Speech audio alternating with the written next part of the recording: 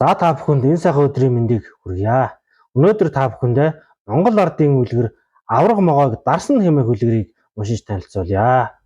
Эртээ урдын цагт нэгэн анчин эхнэр хүүхэд хөгшин ээжтэйгээ хамт оймод араатан жигүүртэнтэй нэг сайхан ууланд очиж амьдарч гинэ.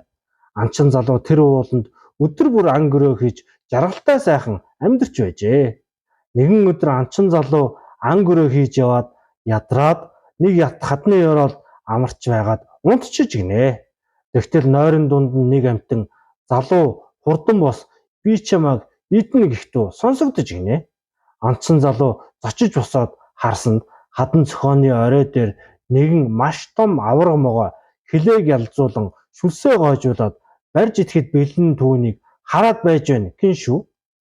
Анчин залуу авраг могойноос зүхтэй харахгүй болоод авраг могой минь манай гэрт хөгшин ээж балчир хүүхэд эхнэр гурвал үлдсэн. Би энэ ууланд олон жил амьдарч байна. Би чамд буруу хийсэн юмгүй тул миний аймыг өршөөж хайрлаач гэж гуйж гинэ.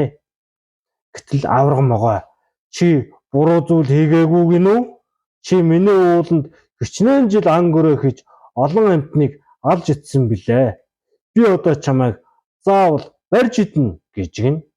Залуу авраг могойн үгийг сонсоод хэлэх үггүй болж одоо ямар аргаар амиа аварж гарах вэ гэж бодож байгаад таны хэлэгч үнэн.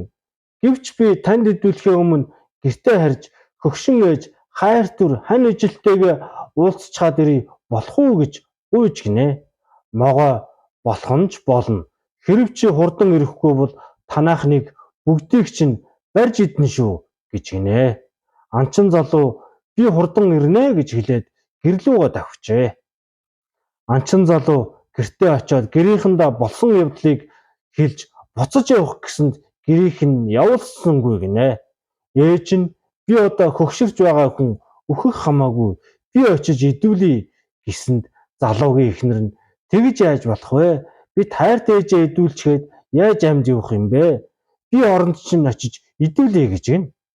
Анчин залуу болохгүй авраг могой заавал намайг л идэнэ гэсэн юм надаас хөөрөн идэхгүй гэсэн гэж хэлчихэд авраг могойн зүг дахин оджээ.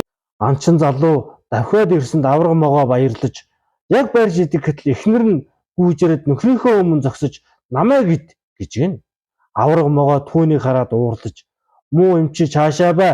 Би эм хүний мах идэхгүй зөвхөн залуу эр хүний мах идэнэ гэж хэлээд анчин залуугийн эхнэрийг хөөж гинэ.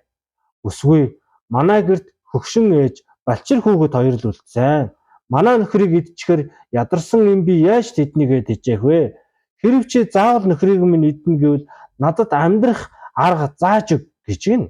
Авраг могой тэр бололгүй яах вэ гэж хэлээд нэг эрдмийн хайрцаг өгөөд чи үүнээс хойш юу идмээр байна, юу авмаар байна, юу хэрэглэмээр байна. Түүнийгээ хэлээд энэ хайрцгийг гамт тогшоход бүх зүйл чинь биелнэ гэжээ. Харин анчин залуугийн эхнэр нь тэр хайрцгийг аваад хэрвээ дайсан ирээд энэ хайрцгийг булаагаад авчихвал би яах вүлээ гэж асууж гин. Авраг могой тэр амархан гэж хэлээд нэг эрдмийн хатгуур гаргаж ирээд үүгээр муу юм муугараа арил гэж хэлээд дайсан руугаа дохиорой гэж зааж өгч гин. Тэгээд авраг могой амаа ангаагаад анчин залууг идэх гэтэл нөгөө бүсгүй эрдмийн хатгуураараа могой руу дохиж муу юм муугараа арил гэж догшинд могой тэр дорой алга болчих гинэ. Ийхүү анчин залуугийн эхнэр уран аргаар авраг могойг дарж нөхрийнхөө амийг аварч гэр бүлээрээ сайхан амьдарсан гинэ. За энэхүү үлгэрийг тухлан сууж таалан сонссон та бүхэндээ баярлалаа. Та бүхэн subscribe дараарай. Энд таны рекламны орон зай байгаа шүү. Холбогдоорой. Баярлалаа. Баяртай.